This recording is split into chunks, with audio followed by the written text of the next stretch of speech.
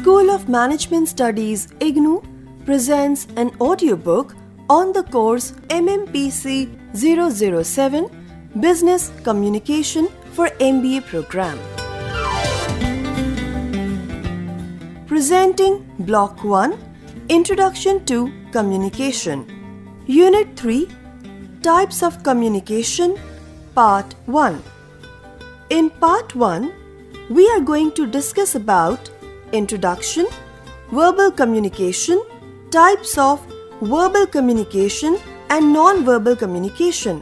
Let's listen to Part 1.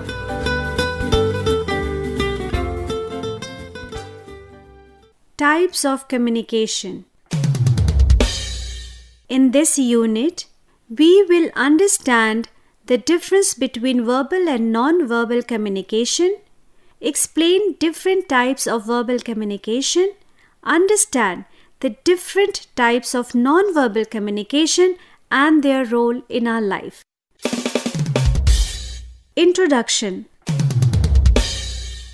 Robert Burton famously said that a blow with a word strikes deeper than a blow with a sword.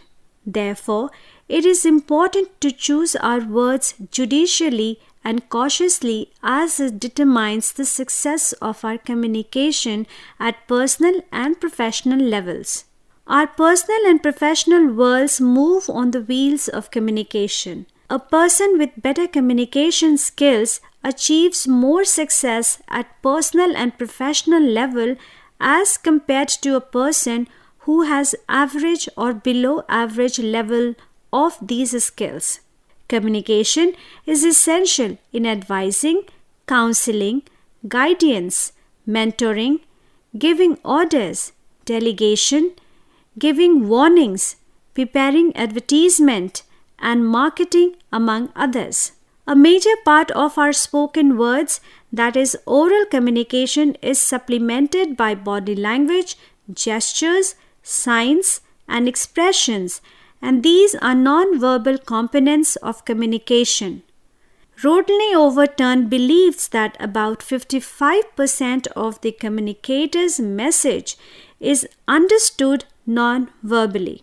He also writes that only 7% of the message is understood through what is said, and 38% of the success of the communication depends on the way it is said. Verbal and non-verbal communication plays a vital role in general communication, mostly information communication in general life settings, and professional communication, mostly formal communication in workplaces, schools, etc. In this unit, we will go through the details of various types of communication to understand the difference between them and their importance. Verbal communication. Verbal communication is the sum total of the time spent in speaking, listening, and writing in a personal and professional capacity.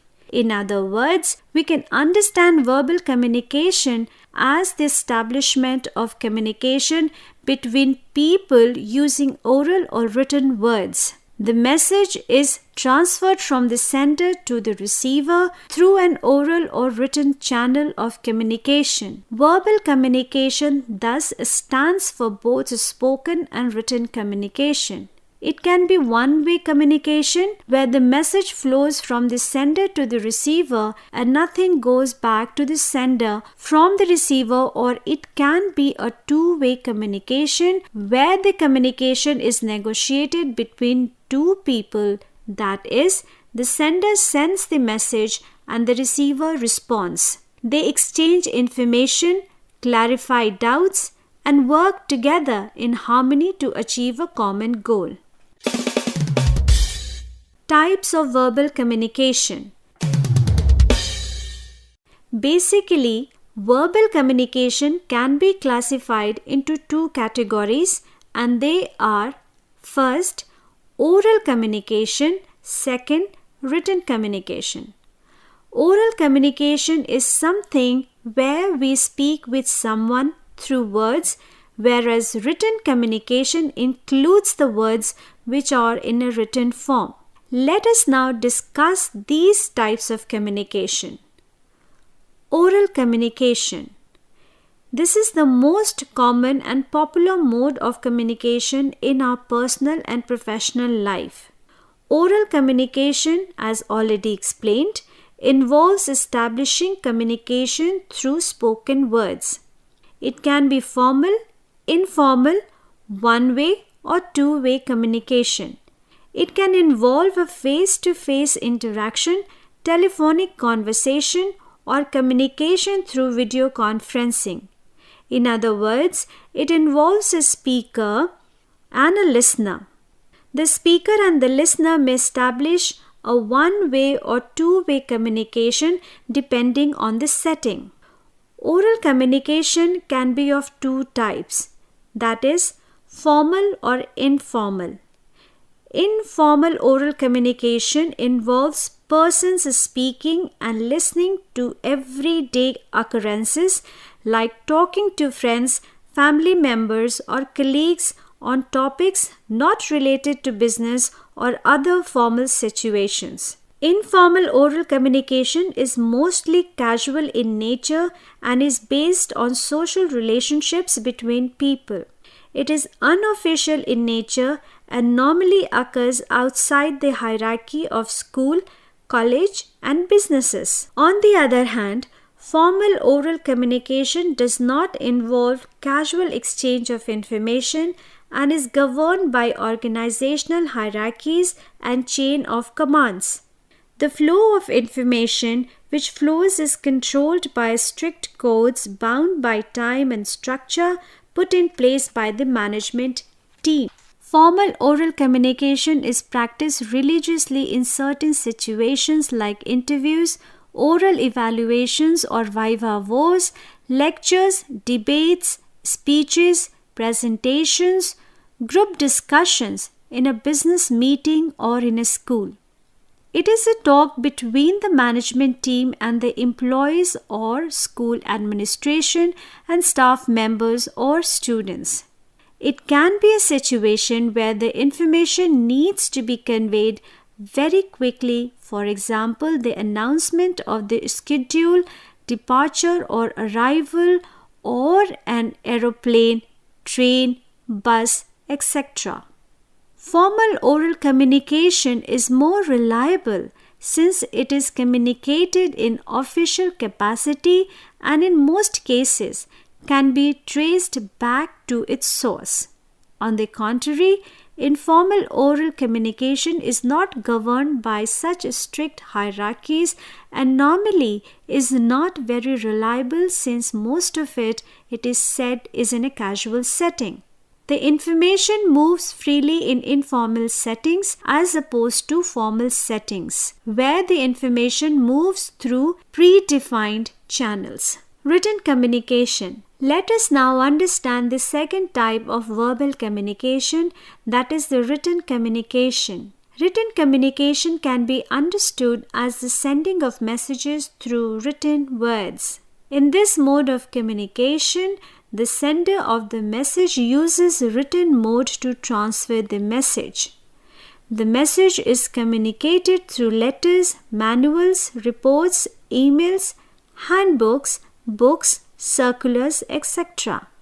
Written communication is a very effective way of communication since it involves documentation that can be preserved or can become a permanent record for future use. It is primarily a formal mode of communication and unlike oral communication, it is not very flexible in nature. A written document can be used as evidence in a legal scenario and hence it is a reliable mode of communication in professional settings. The language used in this form of communication is usually formal in nature. We use complete sentences, words, and avoid short forms or jargons. Written communication is also very popular in informal settings. In today's world of social media and multimedia messaging, We use written communication in our daily lives as well as in official communication in abundance. Social media messaging, SMS, and instant message has become an integral part of our lives. Formal or informal language is used in such a medium of communication depending on the relationship between the sender and the receiver of the message. It is important to note that regardless of the type of language used, the conversation or exchange of information in written form on these new mediums or platforms of communication can be documented and preserved for future personal, professional, legal, and other uses. Written communication has its own merits and demerits. In its formal sphere, written communication moves very slowly as compared to oral communication. Electronic or paper form of written communication is destined to a waiting period, and the receiver cannot access the message spontaneously as in the case of oral communication. At times, it can be unbearably slow, especially in the case of formal communication controlled by bureaucratic chains of command and management hierarchy. It also depends on the literacy of the person. On the other hand, oral communication does not require a person to be literate to transfer the message. Human beings are born with the ability to acquire language, and we start speaking much earlier than we learn to write. Written communication is a skill learnt in life, and a person needs to go through many years of training to become competent in this form of communication. A child learns to speak in a specific language just by imitating the elders around him or her. However, writing is taught. It is commonly agreed that human beings are born with language acquisition device and they acquire language in a social setting. So, it is very necessary for a person to become literate in order to participate in oral communication. It is a natural and faster process. On the other hand, written communication depends on the literacy of a person, and it is a slow form of communication. It is crucial to understand that we need to become proficient in using both forms of verbal communication in our personal and professional endeavors. Non-verbal communication. All forms of communication do not require the use of words in oral or written form. In this form of communication, the speaker generally does not exchange words. However, the communication takes place through non-verbal clues. It is an essential part of the communicative process, and various experts have opined that it constitutes more than 50% of the communicative process. Non-verbal communication may be visual or auditory in nature. Symbols, signs, gestures, body language, facial expressions, eye contact, physical appearance may be considered as visual non-verbal clues. A platoon of soldiers coordinating according to the beat of a drum by following a pattern of different lengths and notes in their parade is an example of auditory non-verbal communication. Another example could be a bell in a school, which is used in specific ways to govern the timetable of the school. Non-verbal communication governs a major aspect of our lives. We interact with signs and symbols on a daily basis.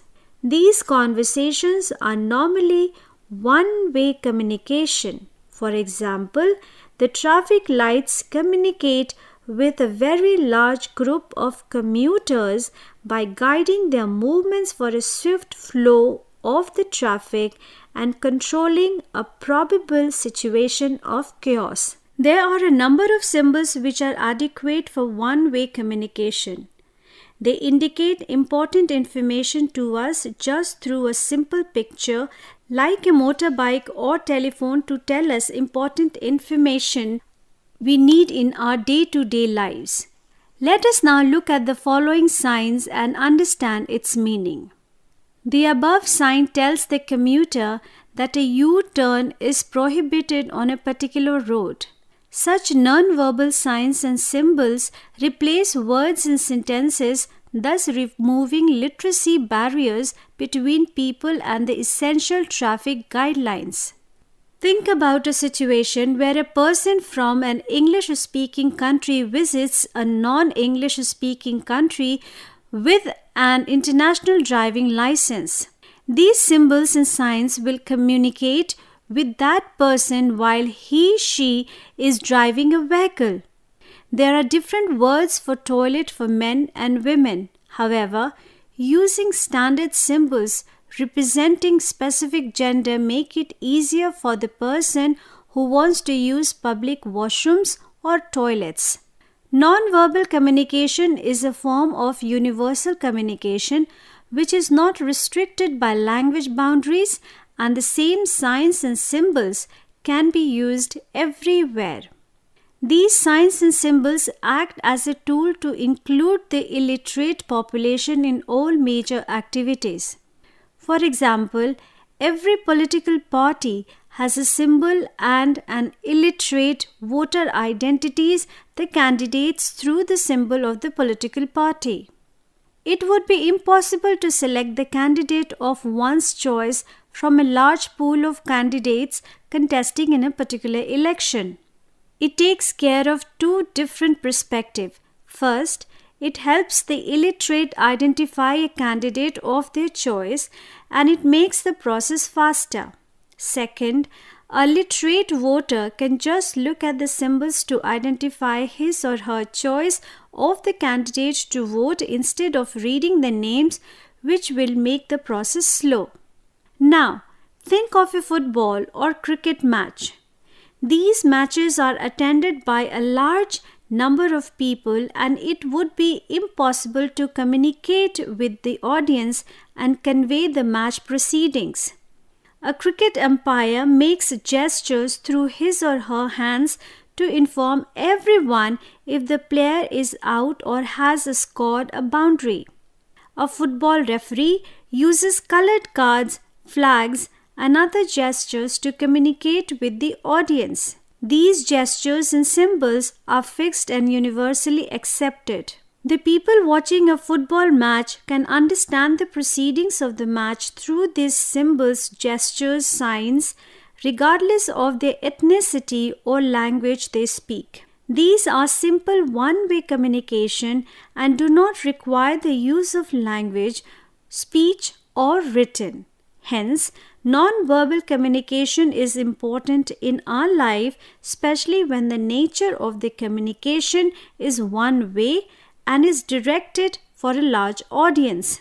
In other scenarios where we need language, non-verbal communication complements the verbal communication.